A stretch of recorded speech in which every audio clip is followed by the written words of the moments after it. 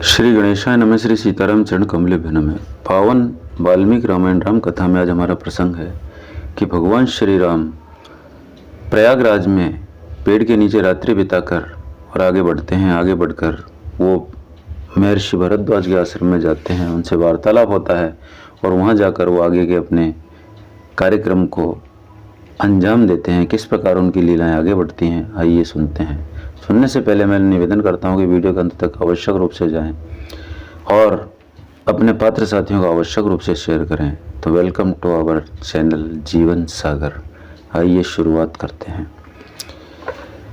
उस वृक्ष के नीचे रात्रि व्यतीत करने के बाद उन्होंने प्रातःकाल के अपने नित्य कर्म किए और नित्य कर्म करने के बाद तीनों राम, लक्ष्मण और माता सीता आगे अपने रास्ते की ओर बढ़े। जहाँ भागीरथी गंगा से यमुना मिलती हैं, उस स्थान पर जाने के लिए वे महान वन के भीतर होकर यात्रा करने लगे। वे तीनों यशस्वी यात्री मार्ग में जहाँ तहाँ जो पहले कभी देखने में नहीं आए थे, ऐसे अनेक प्रकार के भूभाग तथा मनोहर प्रदेश देखते हुए आगे बढ़ने लगे। सुखपूर्वक आराम से उठते बैठते यात्रा करते हुए उन तीनों ने फल फूलों से सुशोभित भांति भांति के वृक्षों का दर्शन किया। इस प्रकार जब दिन प्राय समाप्त हो चला, तब श्री राम ने लक्ष्मण से कहा, सुमित्रा नंदन, वह देखो प्रयाग के पास भगवान अग्निदेव की ध्वजारोह उत्तम धूम उठ रहा है। मालूम होता है मुनिवर भरद्वाज यही हैं। निश्चय ही हम लोग गंगा यमुना के संगम के पास आ पहुँचे हैं, क्योंकि दो नदियों के जल के परस्पर टकराने से जो शब्द प्रकट होता है वह सुनाई दे रहा है। वन में उत्पन्न हुए फल, मूल और काष्ठ आदि से जीविका चलाने वाले लोगों ने जो लकड़ियां काटी हैं वे दिखाई देती हैं, तथा जिनकी लकड़ियां काटी गई हैं वे नाना प्रकार के वृक्ष भी आश्रम के समीप दृष्टिगोचर हो रहे हैं। इस प्रकार बातचीत करते हुए दोनों धनुर्धर वीर श्री राम और लक्ष्मण सूर्यास्त होते होते गंगा यमुना के संगम के समीप मुनिवर भरद्वाज के आश्रम पर जा पहुँचे। मुनि भरद्वाज के आश्रम पर पहुंचकर श्री राम जी आश्रम की सीमा में पहुंचकर अपने धनुर्धर वेश के द्वारा वहां के पशु पक्षियों को डराते हुए दो ही घड़ी में तय करने योग्य मार्ग से चलकर भरद्वाज मुनि के समीप जा पहुंचे। आश्रम में पहुंचकर महर्षि के दर्शन की इच्छा वाले सीता सहित वे दोनों वीर कुछ दूर ही खड़े हो गए। दूर खड़े हो महर्षि के शिष्य से अपने आगमन की सूचना दिलवाकर भीतर आने की अनुमति प्राप्त कर लेने के बाद पर्णशाला में प्रवेश करके उन्होंने तपस्या के प्रभाव से तीनों कालों की सारी बातें देखने की दिव्य दृष्टि प्राप्त कर लेने वाले एकाग्रचित्त तथा तीक्ष्ण व्रतधारी महात्मा भरद्वाज ऋषि का दर्शन किया, जो अग्निहोत्र करके शिष्यों से घिरे हुए आसन पर विराजमान थे। महर्षि को देखते ही लक्ष्मण और सीता सहित महाभाग श्री राम ने हाथ जोड़कर उनके चरणों में प्रणाम किया। तत्पश्चात लक्ष्मण के बड़े भाई श्री रघुनाथ जी ने उनसे इस प्रकार अपना परिचय दिया, भगवान, हम दोनों राजा दशरथ के पुत्र हैं। मेरा नाम राम और इनका नाम लक्ष्मण है। ये विदेह राज जनक की पुत्री और मेरी कल्याणमयी पत्नी सती साध्वी सीता हैं और निर्जन तपोवन में भी मेरा साथ देने के लिए आई हैं। पिता की आज्ञा से मुझे वन की ओर आते देख ये मेरे प्रिय अनुज भाई सुमित्रा कुमार लक्ष्मण भी वन में ही रहने का व्रत लेकर मेरे पीछे पीछे चले आए हैं। भगवान, इस प्रकार पिता की आज्ञा से हम तीनों तपोवन में जाएंगे और वहाँ फल मूल का आहार करते हुए धर्म का ही आचरण करेंगे। परम बुद्धिमान राजकुमार श्री राम का यह वचन सुनकर धर्मात्मा भरद्वाज मुनि ने उनके लिए अतिथि सत्कार के रूप में एक गौ तथा अर्घ जल समर्पित किए। उन तपस्वी महात्मा ने उन सबको नाना प्रकार के अन्न, रस और जंगली फल मूल प्रदान किए। साथ ही उनके ठहरने के लिए स्थान की भी व्यवस्था की। महर्षि के चारों ओर मृग, पक्षी और ऋषि मुनि बैठे थे और उनके बीच में वे विराजमान थे। उन्होंने अपने आश्रम पर अतिथि रूप में पधारे हुए श्री राम का स्वागत पूर्वक सत्कार किया।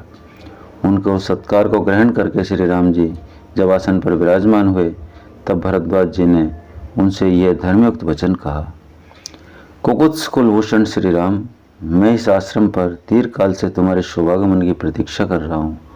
आज मेरा मनोरथ सफल हुआ है। मैंने यह भी सुना है कि तुम्हें अकारण ही वनवास दे दिया गया है।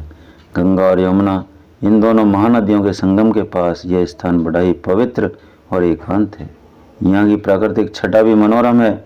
अब तुम यहीं सुखपूर्वक निवास करो। भरद्वाज मुनि के ऐसा कहने पर समस्त प्राणियों के हित में तत्पर रहने वाले रघुनंदन श्री राम ने इन शुभ वचनों के द्वारा उन्हें उत्तर दिया। भगवान, मेरे नगर और जनपद के लोग यहाँ से बहुत निकट पड़ते हैं, अतः मैं समझता हूँ कि यहाँ मुझसे मिलना सुगम समझकर लोग इस आश्रम पर मुझे और सीता को देखने के लिए प्राय आते जाते रहेंगे। इस कारण यहाँ निवास करना मुझे ठीक नहीं जान पड़ता। भगवान, किसी एकांत प्रदेश में आश्रम के योग्य उत्तम स्थान देखिए, सोचकर बताइए, जहाँ सुख भोगने के योग्य विदेह राजकुमारी जानकी प्रसन्नतापूर्वक रह सके। श्री रामचंद्र जी का यह शुभ वचन सुनकर महामुनि भरद्वाज जी ने उनके उक्त उद्देश्य की सिद्धि का बोध कराने वाली बात कही।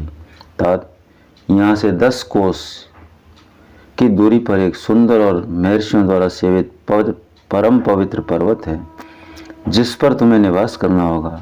उस पर बहुत से लंगूर विचरते हैं, वहाँ बानर और रीछ भी निवास करते हैं। वह पर्वत चित्रकूट नाम से विख्यात है और गंधमादन के समान मनोहर है। जब मनुष्य चित्रकूट के शिखरों का दर्शन कर लेता है, तब कल्याणकारी पुण्य कर्मों का फल पा लेता है और कभी पाप में मन नहीं लगाता। वहाँ बहुत से ऋषि, जिनके सिर के बाल वृद्धावस्था के कारण खोपड़ी की भांति सफ़ेद हो गए हैं, तपस्या द्वारा सैकड़ों वर्षों तक क्रीड़ा करके स्वर्गलोक को चले गए हैं। उसी पर्वत को मैं तुम्हारे लिए एकांतवास के योग्य और सुखद मानता हूँ। अथवा श्री राम, तुम वनवास के उद्देश्य से मेरे साथ इस आश्रम पर रहो। ऐसा कहकर भरद्वाज जी ने पत्नी और भ्राता सहित से प्रिय अतिथि श्री राम जी का हर्ष बढ़ाते हुए इस प्रकार मनोवांछित वस्तुओं द्वारा उनका आतिथ्य सत्कार किया। प्रयाग में श्री राम जी की महर्षि के पास बैठकर विचित्र बातें करते रहे। इतने में ही पुण्यमयी रात्रि का आगमन हुआ। वे सुख भोगने योग्य होने पर भी परिश्रम से बहुत थक गए थे, इसलिए भरद्वाज मुनि के उन मनोहर आश्रम में श्री राम ने लक्ष्मण और सीता के साथ सुखपूर्वक वह रात्रि व्यतीत की। तदंतर जब रात बीती और प्रातःकाल हुआ, तब पुरुष सिंह श्री राम प्रज्वलित तेज वाले भरद्वाज मुनि के पास गए और बोले, भगवान, आप स्वभावतः सत्य बोलने वाले हैं। आज हम लोगों ने आपके आश्रम में बड़े आराम से रात बिताई। अब आप हमें आगे के गंतव्य स्थान पर जाने के लिए आज्ञा प्रदान करें। रात बीतने और सवेरा होने पर श्री राम ने इस प्रकार पूछने पर भरद्वाज मुनि ने कहा, महाबली श्री राम, तुम मधुर फल मूल से संपन्न चित्रकूट पर्वत पर जाओ। मैं उसी को तुम्हारे लिए उपयुक्त निवास स्थान मानता हूँ। वह सुविख्यात चित्रकूट पर्वत नाना प्रकार के वृक्षों से हरा भरा है। वहाँ बहुत से किन्नर और सर्प निवास करते हैं। मोरों के कलरवों से वह और भी रमणीय प्रतीत होता है। बहुत से गजराज उस पर्वत का सेवन करते हैं। तुम वहीं चले जाओ। वह पर्वत परम पवित्र, रमणीय और बहुसंख्यक फल मूलों से संपन्न है। वहाँ झुंड के झुंड हाथी और हिरण वन के भीतर विचरते रहते हैं। रघुनंदन, तुम उन सबको प्रत्यक्ष देखोगे। मंदाकिनी नदी, अनेक अनेक जल स्रोत, पर्वत शिखर, गुफा, कंदरा और झरने भी तुम्हारे देखने में आएंगे। वह पर्वत सीता के साथ विचरते हुए तुम्हारे मन को आनंद प्रदान करेगा। हर्ष में भरे हुए टिट्ठियों और कोकिलों के कलरवों द्वारा वह पर्वत यात्रियों का मनोरंजन करता है। वह परम सुखद एवं कल्याणकारी है। मदमत्त मृगों और बहुसंख्यक मत वाले हाथियों ने उसकी रमणीयता को और बढ़ा दिया है। तुम उसी पर्वत पर जाकर डेरा डालो और उसमें निवास करो। उस आश्रम में रात भर रहकर शत्रुओं का दमन करने वाले वे दोनों राजकुमार महर्षि को प्रणाम करके चित्रकूट पर्वत पर जाने को उद्यत हुए। उन तीनों को प्रस्थान करते देख महर्षि ने उनके लिए उसी प्रकार स्वस्ति वचन किया, जैसे पिता अपने औरस पुत्र को यात्रा करते देख उनके लिए मंगल सूचक आशीर्वाद देते हैं।